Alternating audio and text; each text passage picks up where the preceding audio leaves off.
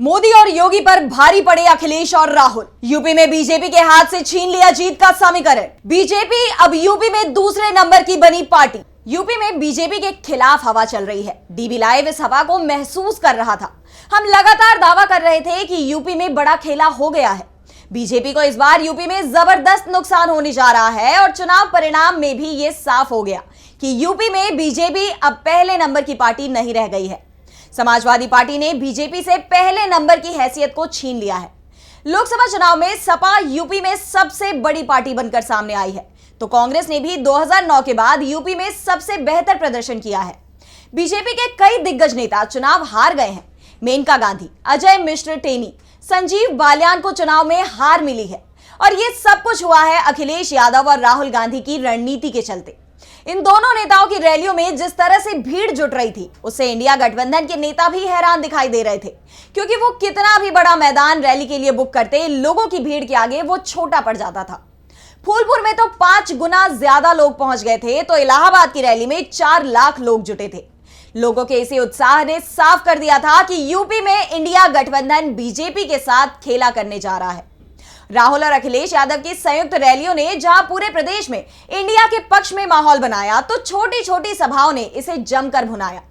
कांग्रेस महासचिव प्रियंका गांधी वाड्रा ने रायबरेली और अमेठी में जमकर प्रचार किया, लेकिन इनमें बड़ी रैलियों के स्थान पर सुबह से शाम तक 20 से ज्यादा नुक्कड़ सभाएं होती थी और चुनाव परिणाम में ये दोनों ही सीटें कांग्रेस ने जीत ली। तो पूरे पूर्वांचल में साइकिल जमकर दौड़ी, जबकि पीएम नरेंद्र मोदी और सीएम योगी आदित्यनाथ पूर्वांचल से ही आते हैं। वाराणसी सीट पर भी पीएम मोदी मुश्किल से ही जीत पाए। वैसे तो जीत का अंतर 1.52 लाख वोटों का था, लेकिन जिस तरह के दावे किए जा रहे थे कि पीएम मोदी इस बार 8 लाख वोटों से जीतेंगे, वो पूरी तरह से फेल साबित हुए हैं। वैसे सपा की तरफ से इस बार टिकट वितरण भी बेहद संभल कर किया गया था। पार्टी ने इस बार सिर्फ 5 यादवों को टिकट दिया था और ये सभी लोग अखिलेश यादव के परिवार के सदस्य थे, जो सभी जीत गए। इसके अलावा पार्टी प्रमुख अखिलेश यादव ने 27 गैर यादव ओबीसी और सिर्फ 4 मुसलमानों को टिकट दिए थे। पार्टी ने एससी आरक्षित सीटों पर 15 दलित उम्मीदवार भी उतारे थे। यानी सपा ने यूपी में 63 सीटों पर उम्मीदवार उतारे थे, उसमें पीडीए का पूरा ध्यान रखा था। सवर्ण सिर्फ 11 सीटों पर उतारे थे। इस बीच राजपूत समुदाय का जब बीजेपी के खिलाफ गुस्सा दिखा, तो उसे भी इंडिया गठबंधन ने जमकर भुनाया। ऐसे में बीजेपी को उसके ही गढ़ में सपा ने जबरदस्त मात दे दी। जिस तरह का समन्वय इस बार अखिलेश और राहुल के बीच में दिखाई दिया, उसे जीत का सबसे बड़ा कारण बताया जा रहा है। अखिलेश यादव ने जिस तरह यूपी की बाजी पलटी, तेजस्वी यादव उस खेल में चूक गए।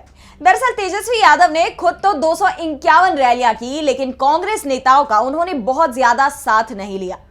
अंतिम समय पर राहुल गांधी की 3 रैलियां उन्होंने कराई और जिन 3 सीटों पर राहुल गांधी ने तेजस्वी के साथ रैली की, उनमें से 2 सीट इंडिया गठबंधन ने जीत ली।